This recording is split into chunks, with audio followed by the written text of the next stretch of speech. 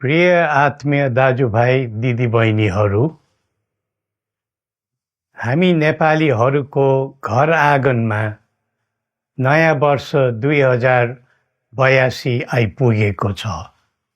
नयाँ घाम, नयाँ ज्योति, नयाँ उत्साह लिएर आएको नयाँ वर्षको उपलक्ष्यमा देश तथा विदेशमा रहे बसेका सम्पूर्ण नेपालीहरूको सुख र शान्तिको मङ्गलमय शुभकामना।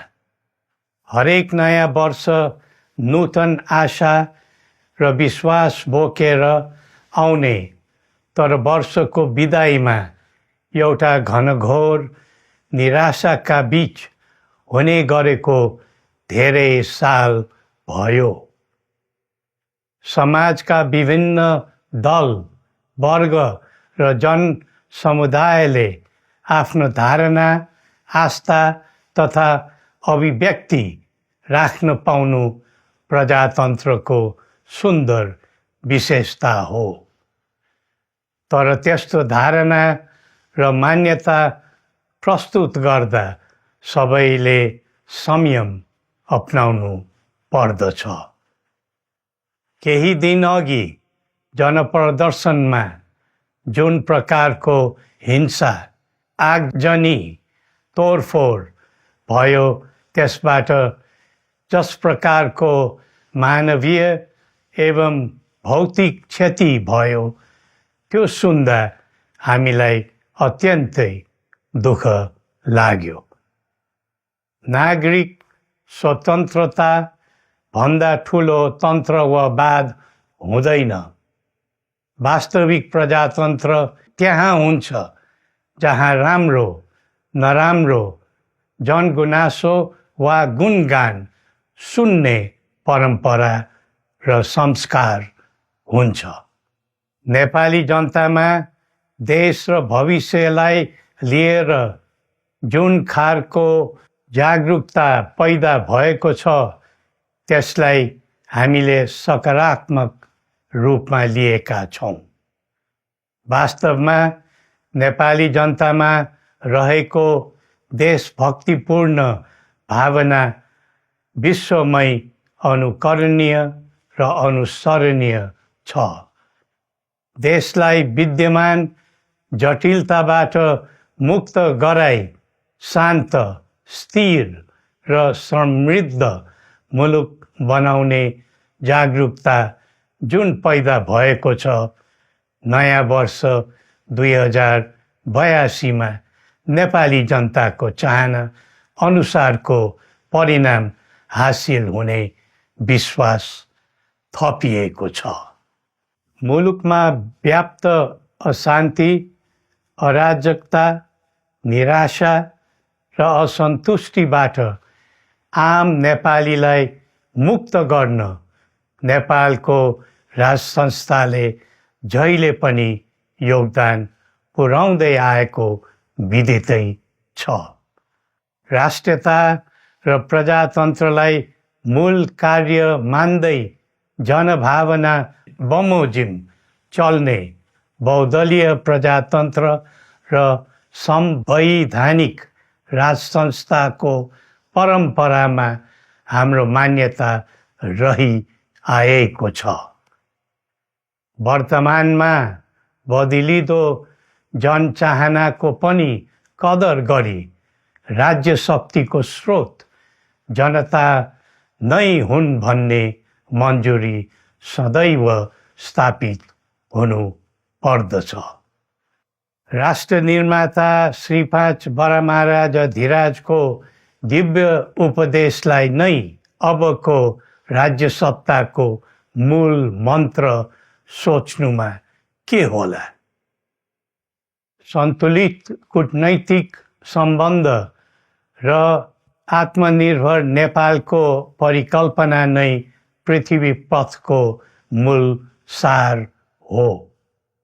यही नै राजनीतिको मूलधार हुनु पर्ने हो। विश्वको बदलिँदो परिस्थितिलाई मनन गर्दै विश्वव्यापीकरण र स्वतन्त्र व्यापारका आधारहरूलाई चुनौतीको रूपमा लिँदै चरम आर्थिक मन्दी भोग्नु परिरहेको अहिलेको सन्दर्भमा नेपाल जस्ता विकासोन्मुख देशले आत्मनिर्भर अर्थतन्त्र निर्माणको कार्यमा अर्जुन दृष्टि लगाउनु पर्ने समय आएको छ। स्वदेशी स्रोत साधनको प्रयोगले स्वदेशमै उत्पादन गरी स्वदेशमै खपत गर्दै आन्तरिक अर्थतन्त्रको चक्रभित्रबाटै मुलुकको समग्र अर्थतन्त्र आत्मनिर्भर र चलायमान गराउनु पर्ने विश्व परिवेश निर्माण हुँदैछ भन्ने सङ्केतहरू देखा परिरहेका छन्।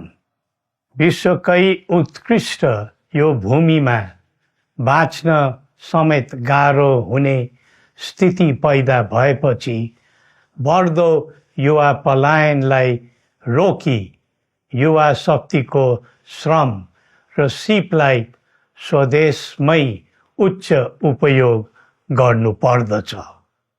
युवा स्वरोजगारको निम्ति अवसरहरूको खोजी गरी नेपालमै आय आर्जन गर्न सक्ने वातावरण तयार गर्नुपर्ने आजको पहिलो आवश्यकता बनेको छ। सबै नेपालीको तन, मन र ध्यान त्यसैमा लगाउनु परेको छ। विश्वभरि छरिरहेका नेपालीहरू एकताका सूत्रमा बाँधिन अब ढिला गर्नु हुँदैन। आफ्ना ज्ञान, सिप र सामर्थ्य मात्र होइन, त्यहाँ आर्जेको पुँजी, स्रोत र साधन समेत नेपालमै लगाउनु पर्दछ भन्ने भावना सबैमा जागृत गराउनु परेको छ। प्रकृतिले दिएको स्वर्ग जस्तै सुन्दर हिमवत् खण्ड नेपाल सिँगार्न र विकासको बिकुल फुक्न कसरी लाग्ने र लगाउने स्वदेश फर्क स्वदेश नै स्वर्ग भन्ने अभियान चलाउनु पर्ने आजको आवश्यकता भएको छ। जनभावना र चाहना बुझी मुलुकको समग्र संरचनामा नै हेरफेर र सुधारका कदम चाल्नुपर्ने तथ्य स्पष्ट देखिन्छ। शिक्षा, स्वास्थ्य र दैनिक कामकाजका पद्धति र प्रणालीहरूमा आमूल परिवर्तन र सुधार गरी यिनको आधुनिकीकरण अनिवार्य भइसकेको छ। युग प्रविधिको हो, सावधानीपूर्वक उपयोग गर्नु सकेमा राष्ट्रको योगदानमा ठुलो टेवा पुग्न सक्नेछ। सुशासन र भ्रष्टाचार मुक्त प्रशासन मूल नारा हुनु पर्दछ। हामी अस्थिरता, अशान्ति, अराजकता, विपन्नता र भ्रष्टाचारको अन्त्य चाहन्छौँ। त्यसका निम्ति नेपाली जनताबाट हुने हरेक प्रयासहरूमा एकबद्धता रहनेछ। मुलुकको गिर्दो अर्थव्यवस्था, रुग्न हुँदै गएको औद्योगिक उत्पादन, बढ्दो राष्ट्रिय ऋण र बेरोजगारी, रक्षात्मक बन्दै गएको राष्ट्रियता, राष्ट्रिय एकता, सामाजिक सद्भाव, मौलिक धर्म, संस्कृति तथा जनस्तरमा बढेको निराशा, असन्तुष्टि हाम्रो चिन्ताको मूल विषय हो। नागरिक पलायनसँगै पुँजी पलायन, भ्रष्टाचार र व्यथिति देशले थाम्नै नसक्ने स्तरमा झाँगिएको छ। यो स्थितिमा नयाँ वर्षलाई उपलब्धिमूलक बनाउनु हामी सबै नेपालीको सामूहिक र एकताबद्ध प्रयास अपरिहार्य भएको छ। नेपाली बीच द्वन्द्व नहोस्, परस्पर अविश्वास र हिंसाको दुःखद मनोस्थिति नबनोस्, देशवासीहरू कुनै पनि नाम र न्युहुमा ध्रुवीकृत नबनुन् भन्नेतर्फ हामी सदैव सचेत र संवेदनशील छौँ। नेपालीको एकतामा नै नेपालको भविष्य निहित रहेको यथार्थलाई हामीले आत्मसात गरेका छौँ। सबैले यही वास्तविकतालाई आत्मबोध गर्नुपर्दछ भन्ने ठान्दछौँ। हाम्रा आह्वान हामी कसैको निजी स्वार्थपूर्तिका निमित्त होइन, कुनै खालको सैद्धान्तिकवाद वा विचारको होइन, समग्र राष्ट्रको स्वाधीनता, समग्र जनताको सम्प्रभुता तथा नेपाल र नेपालीको सुखमय प्रतिष्ठाको निम्ति हो। आफ्नै प्रकारको अग्रणी राष्ट्र हामीले नै बनाउने हो अनि आफ्नो स्वतः र अस्तित्व हामी आफैले उठाउने हो। संसार धेरै अघि बढिसक्यो, तर हामी यो वा त्यो वादको चक्रव्यूहमा फँसेका छौँ। नेपाल आमालाई केन्द्रमा राखेर हाम्रा विचार बन्नुपर्छ, हाम्रा कदम चल्नुपर्छ। हरेक समस्याको समाधान संवाद, सहमति, समन्वयन र सहकार्यबाट हुन सक्छ।